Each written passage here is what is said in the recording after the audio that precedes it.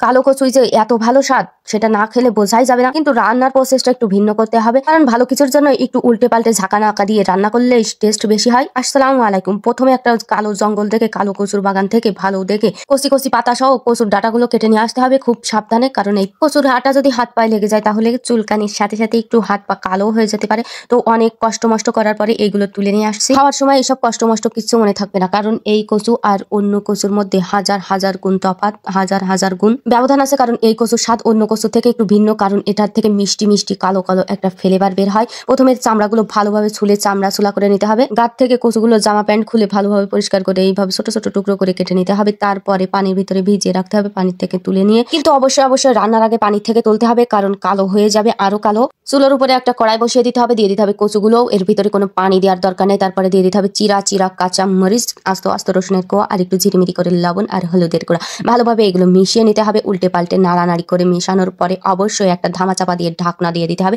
কারণ সিদ্ধ হওয়াটা অবশ্যই অবশ্যই জরুরি। যত বেশি সিদ্ধ হবে কচু তত বেশি ভালো হবে। তারপরে এইভাবে গড়গড় গড়গড় গড়গড় করে ঘোরাতেই হবে। ঘুরিয়ে যখন এরকম ঘাটা ঘাটা হয়ে যাবে তখন আবার কড়াইটা পরিষ্কার করে ধুয়ে দিয়ে দিতে হবে সয়াবিন তেল। দিয়ে দিলাম রসুন থেতো করা। তারপর একটু লাড়াচাড়া দিয়ে রসুনটা লাল হয়ে আসলে দিয়ে দেবো 2টা শুকনা মরিচের ডাকনা পাকনা ছিঁড়ে। তারপরে 1 মুঠো পেঁয়াজ দিয়ে নাড়াচাড়া করে পেঁয়াজটা ভালো করে লাল লাল ঝাঁকানাকা করে নিতে হবে। পেঁয়াজটা হালকা একটু লাল লাল ব্রাউনিশ কালার চলে আসলে দিয়ে দিলাম এখানে মাছের তেল চর্বি, যেটা দিলে এর স্বাদ দ্বিগুণ থেকে অধিক গুণ হয়ে যাবে। তারপরে ওই নাড়িটাও যখন ভাজা ভাজা হয়ে যাবে দিয়ে দিলাম কয়টা জিরাটা দিলে স্মেলে আপনি পাগল হয়ে যাবেন।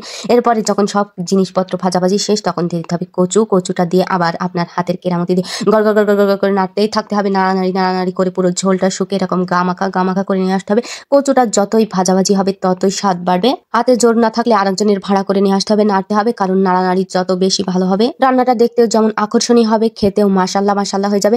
এরপরে ভালোভাবে ঝাঁকানাকা করে ভেজে নিয়ে নিতে হবে গরম ভাত, সাথে অবশ্যই 1 টুকরা লেবু নিয়ে নিতে হবে। গরম ভাতে মাখা ঝাঁকা করে গালে যখন দেবেন যত কষ্ট হয়েছে সব ভুলে জীবন সার্থক হয়ে যাবে আপনার।